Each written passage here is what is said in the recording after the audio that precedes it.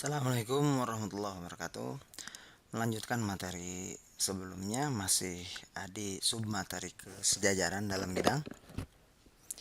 Eh, untuk pembahasan kali ini kita akan membuktikan teorema 3.7 tentang sudut-sudut sehadap ya.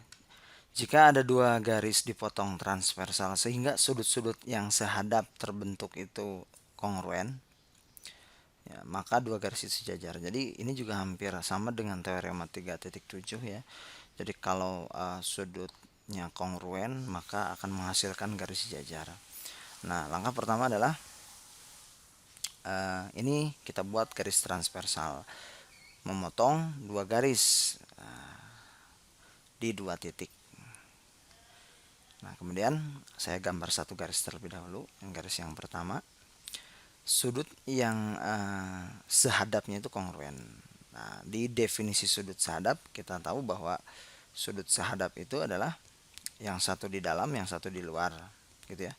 Dalam dan di luar pada sisi yang sama dan pada titik sudut yang berbeda. 1, 5, 2, 6, 3, 7 dan 8, 4 seperti itu. Itu tentang sudut sehadap. Misal ini sudut dalamnya ya. Ini sudut dalam. Ini sehadap dengan sudut luar.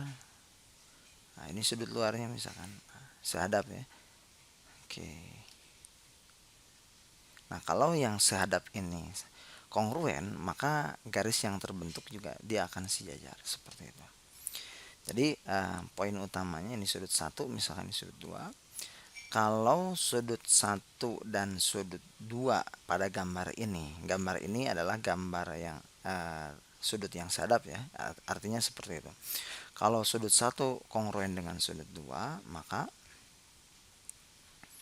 garis K, nah ini garis K akan sejajar dengan garis L. Nah, yang harus kita buktikan adalah ini. Benar nggak sih kalau sudut sehadapnya kongruen, garis K dan L-nya tuh akan sejajar? Itu yang mesti kita buktikan seperti itu ya. Baik, langkah pertama adalah saya akan membuat sudut di sini ya. Nah, ini sudut saya namai sudut 3. Nah, status sudut 2, hubungan sudut 2 dan sudut 3 itu hubungannya adalah bertolak belakang. Nah, menurut teorema sudut bertolak belakang di teorema 2.7 ya, bahwa sudut bertolak belakang itu pasti kongruen seperti itu. Pasti kongruen. Nah, dari sini ini ada hubungan lagi. Nah, ada hubungan lagi ya.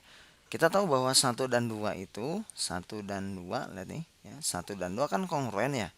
2 dan 3 itu kongruen. Nah, berarti ini ada hubungan lagi. Sudah ada hubungan ditambah nyambung lagi hubungannya, ada hubungan lain. Nah, saya tulis di sini, jika sudut 1 kongruen dengan sudut 2 dan sudut 2 kongruen dengan sudut 3, maka sudut 1 itu akan kongruen dengan sudut 3. Ini pasti kongruen dengan sudut 3 berdasarkan teorema. Nah, ini ada teoremanya. Teorema ini enggak jelas ya, berdasarkan teorema 15B ya. 1.5b. Nah, bagi teman-teman yang tidak tahu teorema 1.5b, teorema ini tuh yang dimaksud adalah teorema transitif relasi. Namanya seperti itu. Cari aja teorema transitif relasi di buku geometri Euclid. Jadi berdasarkan teorema transitif ya, transitnya 1 ke 2, 2 ke 3, berarti 1 ke 3 ya, 1 kongruen dengan 3. Berarti 1 kongruen dengan 3. Nah, kita lihat lagi di sini sudut 1 dan sudut 3 itu katanya kongruen. Nah, ini kongruen ya berdasarkan teorema relasi. Kita juga harus lihat lagi bahwa sudut 1 dan sudut 3 itu hubungannya berseberangan Benar ya? Oh iya, berseberangan dalam atau dalam berseberangan. Berseberangan dalam.